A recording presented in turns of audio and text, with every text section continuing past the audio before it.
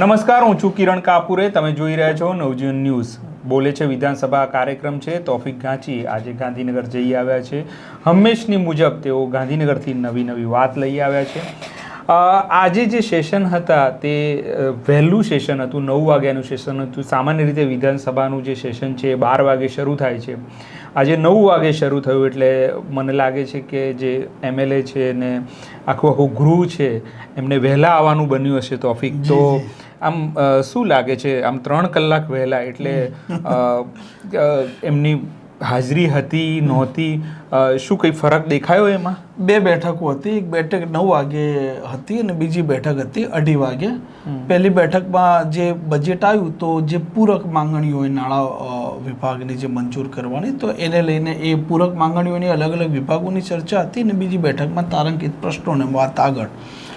પણ વાત જે આપણે કરીએ છીએ કે હાઉસ 9 વાગ્યાનું હતું પહેલી બેઠક, તો આવી સ્થિતિમાં સહજ છે કે તમારે વહેલું આવી જવું પડે. તો એવા ધારાસભ્યો હતા ઘણા ખરા કે જે આજે મોડા દેખાયા હતા. મોડા અમુક ધારાસભ્યો તો 9:05 સુધી પણ દેખાયા નતા. એટલે ઘણા બધા ધારાસભ્યો જે રોજ વહેલા આવી જતા હોય છે, 10 મિનિટ, 15 મિનિટ, અડધો કલાક, એ લોકોની સંખ્યા આજે ઓછી હતી. બીજું કે બહાર જ્યારે પોલીસ કાળા કાચનો મામલો ઉજાગર કરતી હોય છે, કાળા કાચની ગાડીઓ પોલીસ પકડતી હોય છે, પકડવી જ જોઈએ, પણ નથી પોલીસ પકડતી. પણ કેટલીક જગ્યાએ પકડતી હોય છે અને વાહવાઈ લઈ લેતી હોય છે પોલીસે.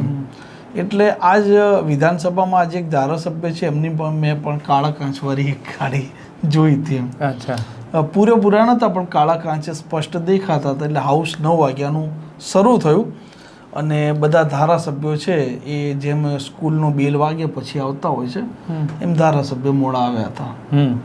પણ એક વખત આવ્યા પછી ગૃહની ચર્ચા આપણે હંમેશની મુજબ વાત કરતા હોઈએ છીએ. કંઈ ગમત થઈ હોય કાં તો કોઈ અગત્યના બિલની ચર્ચા કરી હોય, એવું શું બન્યું છે આજે એ જરા કહેશો.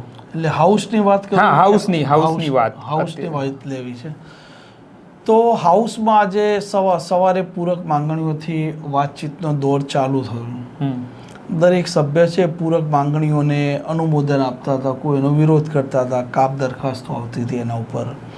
તો એ દરમિયાન ધારાસભ્ય શૈલેષ પરમારે વાત એ રીતના કરી. એમને પ્રશ્નોત્તરી દરમિયાનની વાત હતી, પણ હું હાઉસની વાત બીજી બેઠકની છે પણ સળંગ લઈ લઉં છું કે ભાઈ એમને મહત્વની વાત એ હતી કે જ્યારે પ્રશ્ન પૂછે ત્યારે ઘણીવાર મંત્રીઓ છે તે અભ્યાસ કરીને નથી આવતા અને એમણે અધ્યક્ષ પાસે રક્ષણ પણ માંગ્યું એમ. અને એમણે એવું પણ કહ્યું કે ભાઈ અમે જ્યારે સવાલ પૂછીએ છીએ ત્યારે મંત્રી એ રીતના જવાબ આપી દેતા હોય છે કે અમારા પાસે વિગત નથી એમ. તો કે પછી અધ્યક્ષે ટકોર કરી કે ભાઈ તમે દરેક મંત્રીઓ છે તે તમે પૂરેપૂરા સભ્યો જે સવાલો પૂછતા હોય છો તો એનો અભ્યાસ કરીને આવો અને એના જવાબ આપવાની તૈયારી સાથે તમે આવો. એટલે અધ્યક્ષે આ મામલે ટકોર કરી. પછી ધારાસભ્ય લવિંગજી ઠાકોર છે રાધનપુરના ભાજપના, એમની છટા જેવી છે. આમ તો એ શું છે કે અનેક વખત એમના વિડીયો તમે જોતા હો તો નાસ્તા તમે જોતા હશો, એટલે ચર્ચામાં રહેતા હોય છે. તો જ્યારે એ બોલતા હતા આ માંગણીઓને લઈને, એમની વાત કરતા હતા, તો એ દરમિયાન યુવા મંત્રી છે, યુવા મંત્રી પ્રવીણ માળી, એમણે દરેકને ટોક્યા અને કહ્યું કે ભાઈ લવિંગજી સારું બોલી રહ્યા છે, એમનો ઉત્સાહ વધારવા માટે દરેક બધાની પાટલીઓ છે તે થપથપાવે. પછી એક ધારાસભ્ય જે વાત કરી રહ્યા હતા તો એમણે પૂર્વ કૃષિ મંત્રી છે રાઘવજી પટેલ અને વર્તમાનમાં છે જીતુ વાઘાણી, તો એમણે કૃષિ મંત્રી તરીકે રાઘવજી પટેલનું સંબોધન કરી નાખ્યું અને પછી એમણે સુધાર કર્યો અને પછી એમણે જીતુ વાઘાણી છે એમના નામનો ઉલ્લેખ કર્યો. એટલે ઘણીવાર આવી નાની નાની બાબતો છે તેના કારણસર હાસ્યનું મોજું પણ ફરી વળતું હોય છે. અને અહીં તો બધા જે બેઠા હોય છે મૂળ તો રાજકારણીઓ હોય છે, એટલે ઘણીવાર શું હોય છે કે શાબ્દિક રીતે આવા ખેલ પણ કરી લેતા હોય છે, હિસાબ કિતાબ પણ કરી લેતા હોય છે. એક હળવી ગમત એક આ પણ થઈ હતી હાઉસમાં. 2 બેઠકો હતી એટલે કોઈક બની શકે કે સવારમાં કોઈક ધારાસભ્ય ઝપકી પણ મારી લેતું હોય છે અને એક નિંદર માણતા ધારાસભ્ય છે તે પણ ક્યારેક ક્યારેક એ નિંદર મારી રહે છે. પરંતુ આજે મોડા આવ્યા હતા પણ પછી પાછળથી આવી ગયા હતા. પછી દિયોદરના ધારાસભ્ય છે કેસાજી તો એમણે વાત એવી કરતા હતા કે રસ્તો પહોળો કરવાથી શું ફાયદો થાય એમ. એટલે આ દરમિયાન ગૃહમાં છે એમાં હાસ્યનું મોજું પણ ફરી વળ્યું હતું. પછી અધ્યક્ષે આજે એ પણ ટિપ્પણી કરી કે જ્યારે અંદર હાઉસની જે કામગીરી હોય છે લાઈવ ચાલતી હોય છે તો ઘણા એવા ધારાસભ્યો હોય છે કે જે એનું રેકોર્ડિંગ કરી લેતા હોય છે ટીવીમાંથી ને એમના સોશિયલ મીડિયા એકાઉન્ટમાં મૂકતા હોય છે. તેમણે આ મામલે ટોક્યા. અચ્છા. કે તમે આવું નથી કરી શકતા, એ પ્રતિબંધ છે, એટલે કે કોઈ પણ સભ્ય છે આવી રીતે ન કરે. સાથે બીજી પણ મેં બાબતો જે કેટલીક લખી લીધી છે તો ચોક્કસ જણાવો. હા, હું એ પણ જોઈ લઉં કે એમાંથી મારાથી કંઈ રહી નથી જતું ને. ખાસ કરીને આજે હાઉસમાં એક આ મામલો છે, આ મામલો એક ચર્ચાનો રહ્યો હતો. અને ગોપાલ ઇટાલિયા જ્યારે એક ધારાસભ્ય બોલી રહ્યા હતા કૃષિ વિભાગની આ જે પૂરક માંગણીઓ છે એને લઈને, તો એ દરમિયાન એમણે કૂવાના દેડકા ને લઈને ટિપ્પણી કરતા અને આ રીતના હાથ બતાવતા. તો એ દરમિયાન સત્તા પક્ષ વિપક્ષ સામે આવ્યું અને ગોપાલ ઇટાલિયાએ પોઈન્ટ ઓફ ઓર્ડર લીધો કે ભાઈ આ અમારા સામે બોલી રહ્યા છે. એટલે એમનો કહેવાનો હેતુ એ હતો કે આ કૂવાના દેડકા જ્યારે કમોસમી વરસાદ વરસે એ ધારાસભ્યએ રીતના ટિપ્પણી કરી હતી કે ભાઈ કોઈક મામલો હોય કમોસમી વરસાદના સમયે કૂવાના દેડકા બહાર આવતા હોય છે અને રાઉન્ડ કરતા હોય છે. તો આ મામલે અધ્યક્ષે પોઈન્ટ ઓફ ઓર્ડર ગોપાલ ઇટાલિયાએ લીધો, જો કે અધ્યક્ષે પોઈન્ટ ઓફ ઓર્ડર ના કાઢી દીધો હતો. એટલે એનો કહેવાનો હેતુ એવો હતો કે અમને વિપક્ષના ધારાસભ્યોને તમે કૂવાના દેડકા તરીકે સંબોધી રહ્યા છો. એટલે હવે તમે જ્યારે આ બધાને ત્યાં ચર્ચા કરતા જુઓ, પણ પછી આમની ઓફિસો પણ છે ત્યાં, જી જરૂર, ડેપ્યુટી સીએમ કે મંત્રીઓ કે, તો એ એમનો માહોલ કેવો હોય છે? એટલે રજૂઆત કરનાર કેટલા લોકો આવતા હોય છે રોજબરોજ? બીજું કે તમારી ક્યાંય એવું થાય કે ઔપચારિક ક્યાંક મુલાકાત થઈ જાય તમારી, ડેપ્યુટી સીએમ હોય કે સીએમ હોય એમને મળવાનું થાય કે એવું કશું?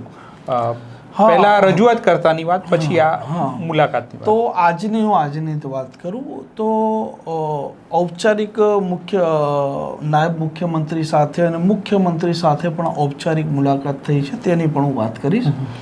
તો આજે મહિલાઓ છે એ વધારે હતી મુલાકાતીઓમાં, જે મેં એક સંખ્યા નોંધી મહિલાઓ આજે વધારે હતા. બીજું એવું હતું કે આજે નાયબ મુખ્યમંત્રી અને મુખ્યમંત્રીની ઓફિસે તો સહજ લોકો આવતા જ હોય છે, મળવા આવતા જ હોય છે, પરંતુ નાયબ મુખ્યમંત્રીની ઓફિસ પણ આજે હર્ષ સંઘવીની ભરચક હતી. મુલાકાતીઓ સતત હતા અને અંદર હાઉસનું કામ ચાલતું એટલે એમને હાઉસમાં જવું પડે, પછી અહીંયા આવે. એટલે ઘણીવાર એક મુલાકાતી હોય કોઈ અલગ અલગ જિલ્લા તાલુકામાંથી આવેલો હોય તેને લાંબુ બેસવું પણ પડતું હોય છે. એટલે આવી સ્થિતિ છે. તો આવી સ્થિતિ આજે મેં નોટિસ કરી એમ કે આજે હર્ષ સંઘવીની ઓફિસમાં તો ભીડ વધારે હતી, એટલે ઘણા લોકોની મુલાકાત છે એમાં ખાસો સમય લાગ્યો હશે એમને મળવામાં. બીજું હું એ પણ કહીશ ઓફિસમાં કે તમે જ્યારે ઓફિસમાં જાઓ છો તો આવી સ્થિતિમાં તમારા અંદર મોબાઈલ એલાઉડ નથી હોતા.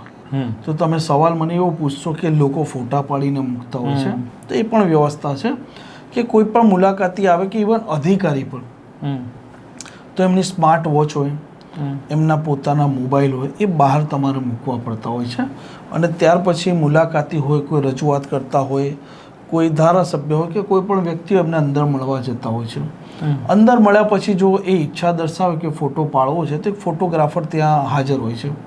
એ ત્યાં ફોટો પાડે અને એની પ્રક્રિયા છે મુજબ તમે એ સ્કેન કરી દો કે મેસેજ કરો એટલે તમને તમારો ફોટો મળી જતો હોય છે. પ્રક્રિયા એમણે આ કરેલી છે. એટલે આજની સ્થિતિમાં આ બંને જે વ્યક્તિઓ છે એમની ઓફિસમાં ભીડ વધારે મને દેખાય. પણ કોઈક વખતે એમની સાથે વાતચીત કરવાનો તમને મોકો મળતો હોય ત્યારે શું વાતચીત થાય? મુખ્યમંત્રી ભૂપેન્દ્ર પટેલના સાથે ઔપચારિક એક ભેટો થયો અને એમ આ હાઉસની જે કામગીરી સહજ છે ચાલતી હોય છે એમાં વિપક્ષની આક્રમકતા પણ રહેતી હોય છે. આ વખતે હાઉસમાં પણ વિપક્ષના સવાલો વધારે આવી રહ્યા છે અને આવી સ્થિતિમાં મંત્રીઓ પણ નવા હોય એટલે આપણા મનમાં પણ સહજ પ્રશ્નો ઉપસ્થિત થાય કે ભાઈ નવા મંત્રીઓ કેવી રીતે ડિફેન્સ કરી શકે, જવાબ કેવી રીતે આપી શકે. સત્તા પક્ષને જે ઘેરવાના વિપક્ષના ધારાસભ્યોના સતત પ્રયાસ રહેતા હોય છે. સરકારની નિષ્ફળતા ગણાવતા હોય છે એ લોકો. એટલે મુખ્યમંત્રી એ ભાવ એમનો રજૂ કર્યો કે ભાઈ હાઉસની કામગીરીથી એ ચિંતિત નથી. અને જે પ્રકારે વિપક્ષ ભલે કે સવાલો પૂછે, અમારી કે પૂરેપૂરી તૈયારી રહેતી હોય છે જવાબો આપવા માટેની, અને કે અમે જવાબો આપીએ જ છે. વિપક્ષ ભલે પ્રશ્ન પૂછે, હા ભલે કે વિપક્ષના ધારાસભ્યો સરકારની નિષ્ફળતા ગણાવે કે કોઈક મામલો એવો ઉજાગર કરે તો કે અમે એને પણ પોઝિટિવ લઈએ છીએ. એમનો ભાવ એવો હતો. અને કે અમારે તો કામ જ કરવું છે. એ લોકો ભલે એ કોઈ મામલો ગણાવે તો કે અમને એના સામે કોઈ વાંધો નથી, કે એ એમનો ભાવ પણ, જે મારું આકલન કોઈ એમના ભાવ પરથી, તો મારું આકલન એવું છે કે એમનો ભાવ એવો હતો કે ભાઈ હાઉસની કામગીરીથી સંતુષ્ટ છે, વિપક્ષના પ્રશ્નથી એ કોઈ ચિંતામાં નથી મુકાતા. હાઉસની કામગીરી અધ્યક્ષ જોતા હોય છે, પરંતુ ભલે એ લોકો પ્રશ્ન પૂછે, અમારે કામ કરવું છે. એમના પ્રશ્નોને પણ અમે પોઝિટિવ લઈએ છીએ અને અમે ઈચ્છીએ છીએ કે ભલે વધારે પ્રશ્ન પૂછે, અમે એનો જવાબ આપવા માટે એકદમ તૈયાર છે. રહી વાત મુલાકાતીઓની, કેમ કે હું રોજબરોજ દરેક મંત્રીઓના, નાયબ મુખ્યમંત્રીના, મુખ્યમંત્રીના કાર્યાલયો, વિધાનસભા ચાલુ હોય, સત્ર હોય એ દરમિયાન ત્યાં જ હોય છે. એટલે અમે ફરતા જ રહેતા હોય છે. હું ફરતો રહેતો હોઉં છું. એટલે જરૂરી નથી હોતું કે દરેક વખતે અમે મંત્રીને સીધા અંદર મળવા જઈએ. અમે બહાર બેસતા હોઈએ છીએ. મુલાકાતીઓ કેટલા સમયથી બેઠા હોય છે અમે નોંધતા હોય છે. એમના સાથે પણ, મુલાકાતીઓ સાથે પણ અમે વાતચીત કરતા હોઈએ છીએ. તો મુખ્યમંત્રીનું કાર્યાલય છે તો ત્યાં પણ બેસતો હોઉં છું. તો આવી સ્થિતિમાં મુખ્યમંત્રીને મળવા માટે પણ અનેક લોકો આવતા હોય છે. ઘણાની એવી ઈચ્છા હોય છે કે ફોટો આપણે પડાવીએ, કોઈની રજૂઆત હોય છે. તો બહુ સહજ છે કે મુખ્યમંત્રીનો જે કામ હોય છે, એમનું શિડ્યુલ હોય છે, એ વિધાનસભા જોવાનું હોય છે અને દરમિયાન એમને રાજ્યમાં અલગ અલગ જગ્યાએ ફરતું રહેવાનું પણ હોય છે. પરંતુ જે કહેવાય છે કે ભાઈ મુખ્યમંત્રી આપણે સાદા છે, આપણા મુખ્યમંત્રી મૃદુ છે, આપણા મુખ્યમંત્રી મક્કમ છે, એ સરળ સ્વભાવના છે. હું જરૂરથી કહીશ, ભૂપેન્દ્ર પટેલ છે એ સરળ સ્વભાવના છે. લોકોના સાથે જે સંવાદ કરે છે, મારો પ્રત્યક્ષ અનુભવ જ હું કહી રહ્યો છું, એકદમ સહજ હોય છે.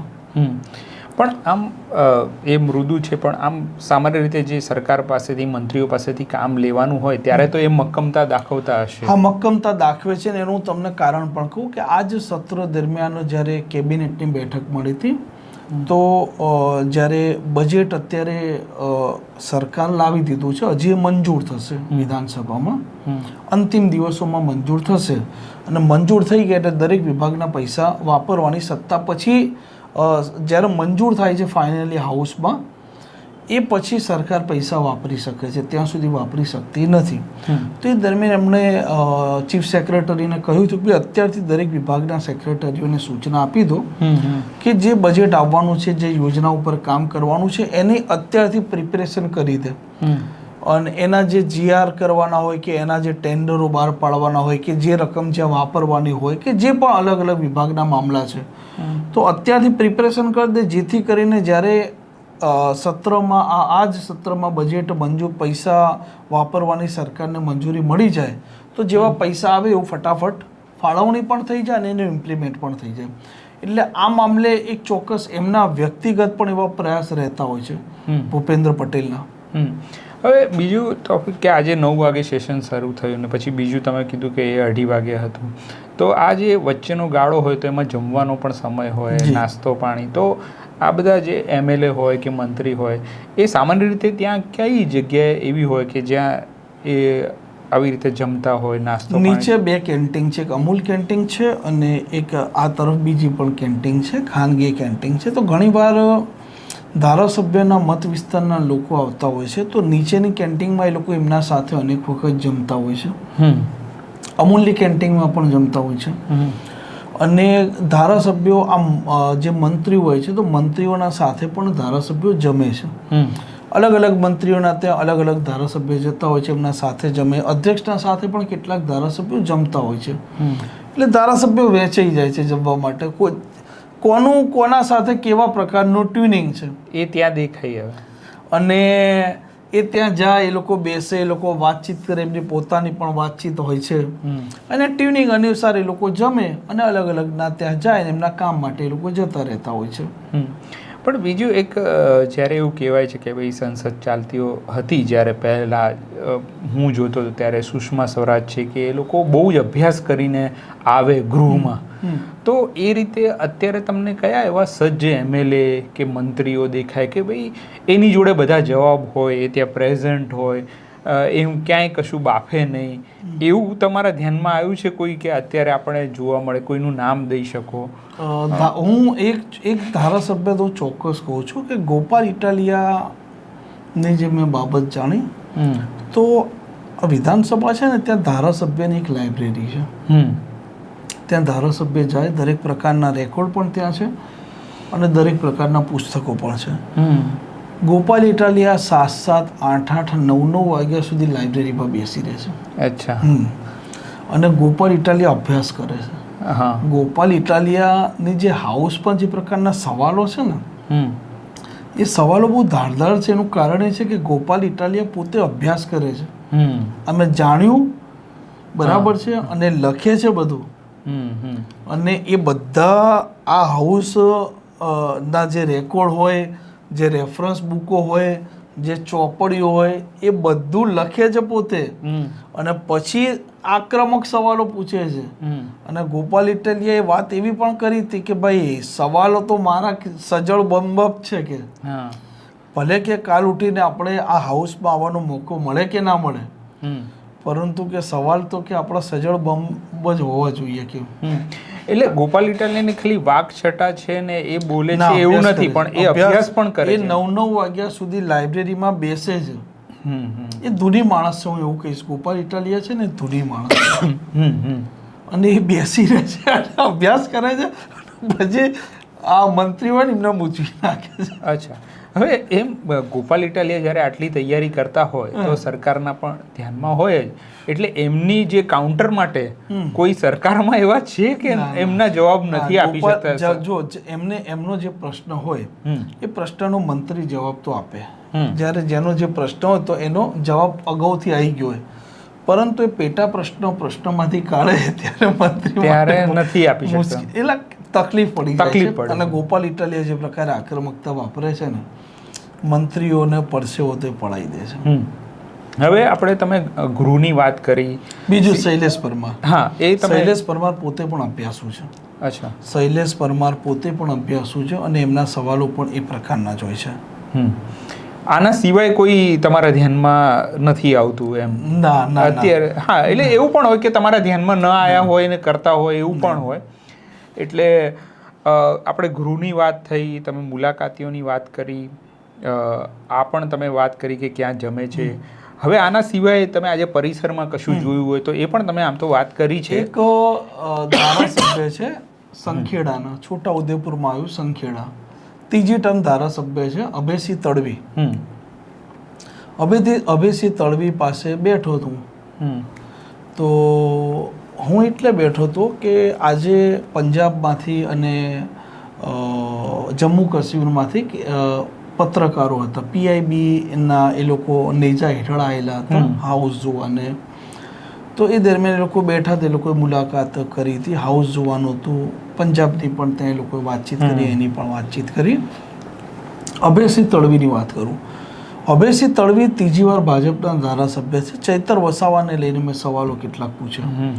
મેં તો જે પ્રકારે અલગ અલગ વિસ્તારોમાં ફરી રહ્યા છે, તમે લોકો પણ એનું કાઉન્ટર નથી કરી રહ્યા? તો કે ના, એવું નથી કે એ એમની ભાષામાં વાત કરતા હતા, એમના ટોનમાં, કે ભલે ને કે અલગ અલગ કે ફરે કે એનાથી કે કંઈ ફાયદો થોડી જ થવાનો છે. મેં તો તમે એકવાર એના સમર્થનમાં તમે એના બોલ્યા હતા ચૈતર વસાવાને? કે ના, હું નથી બોલ્યો. એ તો કે મારી વાત છે ને કે તોડી મરોડીને કે રજૂ કરી હતી. પણ મેં તો ચૈતર વસાવાની આક્રમકતા છે, એમના વિસ્તાર સિવાય બધે જઈ રહ્યા છે, તો તમારા માટે મુશ્કેલીઓ નથી ઊભી થતી? કારણ કે તમે સત્તા પક્ષમાં છો એટલે તમને પણ અંદર ખાને ચૂંટણીઓ તો ભરે ને, તમારા પક્ષના બીજાનું કાઉન્ટર તો કરો આદિવાસી તરીકે તમે. એટલે એમણે નકારી કે ભલે ને બધે ફરે, એનાથી કે કોઈ ફાયદો નથી થવાનો. અને એ છે ને કે જટ્ટું બોલે છે, એ છે ને કે ઉશ્કેરે છે લોકોને કે અહીંયા આવે ને તો કે જો અહીંયા સ્કૂલ નથી, જો અહીંયા આંગણવાડી નથી, એમ કહીએ અને એ સારા ઉશ્કેરે છે કે પ્રજાને, એટલે કે છવાઈ જાય છે કે. પણ એમનું તો એ કામ છે ને, જ્યાં વિપક્ષમાં છે એમનું તો કામ છે એટલે પણ કે એ લોકોને, એ વિસ્તારના લોકોને આવવાનું તો કે અમારા જોડે જ છે ને. પણ બધું તમને શું લાગે છે ચૈતર વસાવા જીતશે 27માં ફરીથી? તો એનો કે એમણે કોઈ સ્પષ્ટ જવાબ ના આપ્યો. તો કે ત્યાં તો કે પેલો મહેશ વસાવા કે હવે આવ્યો છે, મેં તો કોંગ્રેસથી લડ, પણ કે આ ચૈતર વસાવા મહેશ વસાવાનો પીએ જ હતો, એમણે મને એવું કહ્યું. અને કે પોતે પણ ત્યાં ડીડીયાપાડાના મહેશ વસાવા ધારાસભ્ય રહી ચૂક્યા હતા અને અત્યારે ચૈતર વસાવા છે. પણ એમના પાસે મહત્વની વાત એ છે કે અત્યારે ટેકનોલોજીનો યુગ છે. તમે એવી કલ્પના કરી શકો કે કોઈ ધારાસભ્ય અત્યારે એના પાસે સાદો ફોન હોય, કીપેડનો? એવી કલ્પના ન થાય. એમના પાસે સાદો કીપેડનો ફોન હતો. એ ફોન મને બતાવ્યો કે જો હું આ ફોનથી કે હું વાતચીત કરું છું, મેં તો ટચિંગ ફોન કે ના, ટચિંગ હું નથી રાખતો, કે કામ હોત કે મારી ગાડીમાં પડો રહ્યો છે કે હું કે વાતચીત આનાથી કરું. અને એ પણ કોઈ કંપનીનો નહીં, એ ચાઇના કીપેડ ફોન હતો, લાલ કલરનો હતો, ઘસાઈ ગયેલો, મને કાઢીને બતાવ્યો. એટલે અભયસિંહ તડવી આજના દોરમાં ફોન કીપેડ વાપરે છે, અને એ પણ સાદો ને. એ લગભગ કંપની મને સ્પષ્ટ ના દેખાય પણ ચાઇના લાગતી હતી. હા, પણ એ આપણે સ્વદેશીની વાત કરીએ છીએ કે ભાઈ ટેકનોલોજીને બહુ જ આગળ વધી ગયા અને એઆઈ સમિટ યોજાયું, પણ આપણા એક એટલે એ સાદો માણસ તરીકે એ સાદગી વાળો માણસ. પણ એમની અત્યારે જે એટલે આવા પણ ધારાસભ્ય છે કે જેના પાસે ફોન છે ને, એ ફોન કીપેડ છે. સમજી ગયો. પણ હમણાં જે ભાજપના રાષ્ટ્રીય પ્રમુખ આવ્યા હતા તો એમણે એવી વાત કરી, બધાને એવું સૂચન કર્યું કે ભાઈ તમે સોશિયલ મીડિયા પર અપડેટ થાઓ છો, તમે વધુમાં વધુ અપડેટ કરો. એટલે તમે જે ની વાત કરો છો તો એ એવું કરતા હશે કે નહીં? ઘણા સત્તા પક્ષના એવા ધારાસભ્યો છે કે ભલે એમની પાર્ટીઓ બધી સૂચના આપતી હોય, એવા મંત્રી પણ છે જે બે મંત્રી સાથે બેઠકો થતી હોય એટલે એમને ઓળખું છું.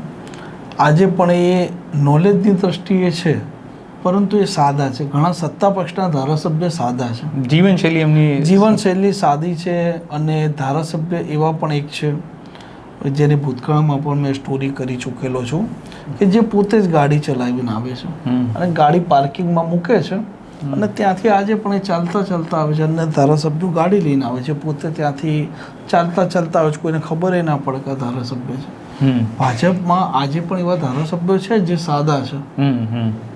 ઓકે, તો મને લાગે છે કે આજની આ ચર્ચામાં ઘણી બધી વિગતો એવી આવી જે આજે તોફિક ગાંચીએ સામે જોઈ એમના આંખ સમક્ષ. આ ઘટનાઓ જે છે, અમે આમ તો રોજ બરોજ તોફિક અને અમારા બીજા રિપોર્ટર છે એ વિધાનસભામાંથી જે કંઈ ઘટના બને છે એના ન્યૂઝ પ્રકાશિત અમે કરીએ જ છીએ. પણ સાંજે જે આ પ્રોગ્રામ કરવાનો મુખ્ય ઉદ્દેશ છે કે આ સમાચારમાં અમે નથી લાવી શકતા આ ચર્ચા, આ કેટલીક એવી ઓફબીટ ચર્ચા છે જે અમે આ કાર્યક્રમ થકી તમારી સમક્ષ લાવીએ છીએ. તો અત્યારે મને ને મારા સાથી તોફિકને રજા આપશો. અમે નવજીવન ન્યૂઝમાં આ પ્રકારની સ્ટોરીઝ લઈને સતત આવતા રહીશું. નમસ્કાર.